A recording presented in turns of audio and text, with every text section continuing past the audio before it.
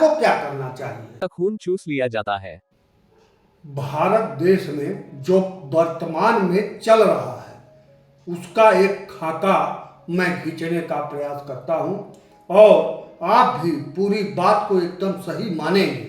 कुछ कुछ कारणों से हो सकता है कि सार्वजनिक मंच पर या सत्य जानते हुए भी ना जानने की जो प्रवृत्ति होती है उसके तहत कुछ लोग इस बात को नहीं मानेंगे। भारत में शिक्षा पर कितना महत्व दिया जाता है उसका एक उदाहरण मैं दे रहा हूँ। एक देश है नीदरलैंड जिसको हॉलैंड कहते हैं।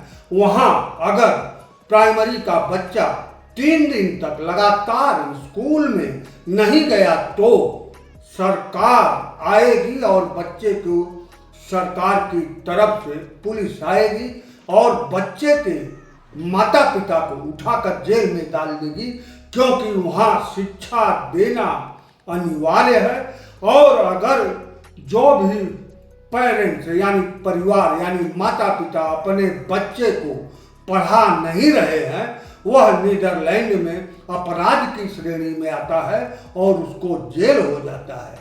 अपने यहाँ भारत में क्या हालत है शिक्षा पढ़ना अनिवार्य नहीं है। यहाँ तक कि उत्तर प्रदेश में एक हल्ला मचा है कि सरकार प्राइमरी स्कूलों को बंद कर रही है। इसलिए बंद कर रही है कि उसमें बच्चे नहीं हैं, लेकिन इसके लिए कोई कानून नहीं बनाया जा रहा है कि आखिर स्कूलों में बच्चे क्यों नहीं आ रहे हैं। सरकार का कमांड क्यों नहीं है शिक्षा पर कि हर घर के बच्चे को पढ़ना अनिवार्य है और जो भी माता पिता इस शिक्षा को अपने बच्चे को नहीं देंगे उनको जेल में बंद कर दिया जाएगा। क्योंकि भारत में शिक्षा एकदम 2M नहीं, 3M नहीं, 10वें नंबर या 50वें नंबर या 1000वें नंबर पर आती है। पढ़ने का कोई यहाँ अनिवार्य नहीं है, कोई भी अनिवार्य बात नहीं है कि आप पढ़े लिखे हो।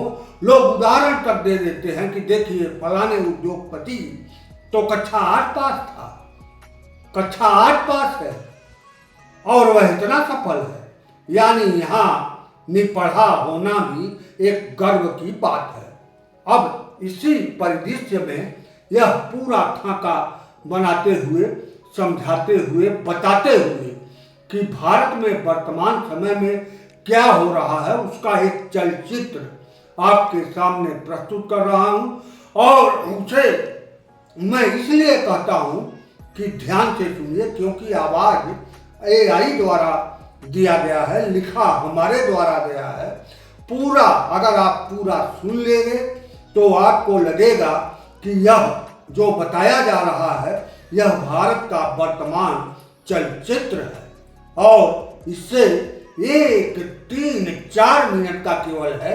आप ध्यान से सुन लीजिए, उसके बाद निर्णय लीजिए कि आखिर आपको आपके देश को, अपने देश को बचाने के लिए, अपनी परंपरा को बचाने के लिए, अपने भविष्य को बचाने के लिए, अपने देश को बचाने के लिए, अपने धर्म को बचाने के लिए आपको क्या करना चाहिए और सरकार को क्या करना चाहिए।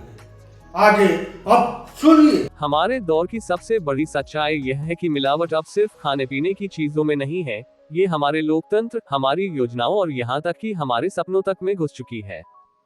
सरकार कहती है हर योजना गरीब के लिए है, लेकिन जरा देखिए, गरीब तक पहुंचने से पहले ही उस योजना का खून चूस लिया जाता है। बजट मोटा होता है, लेकिन गरीब की थाली में वही आधा कच्चा चावल और आधी खाली थैली पहुंचती है। समाज कहता है मेहनत करो, तरक्की पाओ, लेकिन सच ये है कि तरक्की की सीढ़ी पर सबसे ऊपर का पायदान हमेशा अमीरों के लिए आरक्षित रहता है। गरीब मेहनत करते करते वही खड़ा रह जाता है, जैसे बैल चरखी में घूमता रहे और कुआं वही का वही। और सबसे दिलचस्प बात, अब धर्म और राष्ट्र दोनों एक कारोबार बन गए हैं। पहले धर्म से सिर्फ शांति मिलती थी, अब उससे कमाई होती है। पहले राष्ट्र का नाम सुनकर गर्व होता था, अब उससे ब्रांडिंग होती है। असल संकट यही है, गरीब को उम्मीद का झुनझुना पकड़ा दिया गया है और अमीर को सत्ता का रिमोट। खेल बराबरी का दिखता है, लेकिन मैदान तिरछा है। अब बिना लोचे के सुनिए। महंगा में मिलावट, सस्ता में संभव नहीं, उधिरा रहा नोट, लूट रहे अमीर, गरीब दर्शन में व्यस्त, यानी ज्ञान बांटने में व्यस्त।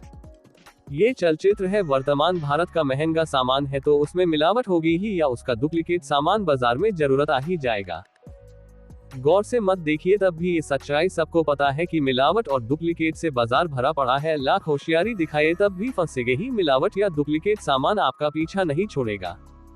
यह मिलावट और डुप्लीकेट महंगे सामानों में ज्यादा है क्योंकि इससे अमीर बनने का समय कम समय में तय किया जा सकता। सस्ता सामान में संभव इसलिए नहीं होता कि इससे मुनाफा ही नहीं होता। उदाहरण के लिए अगस्त सितंबर में आलू पुरानी 10 से 20 रुपए किलो बिकती है। अब पुरानी आलू में क्या मिलाए? सड़ा आलू मिलाएंगे तो ग्राहक आलू लेगा ही नहीं बल्कि पूरा आलू सड़क जाएगा। अब यहाँ खेल मिलावट का शुरू होता है। करेक्ट इसी समय बाजार में नया आलू पदार्पण करता है जो 60 रुपये से 100 रुपये किलो तक बिकता है और व्यापारी पुराने आलू को ही बालू से रगड़कर केमिकल की सहायता से नए आलू के रूप में बाजार में भेजकर बड़ा मुनाफा कमाते हैं। यह मात्र एक उदाहरण है। बाजार में तो नकली दवाएं या मिलावटी दवाएं से लेकर मिठाइयां से लेकर काजू बादाम तक डुप्लीकेट भरे पड़े हैं।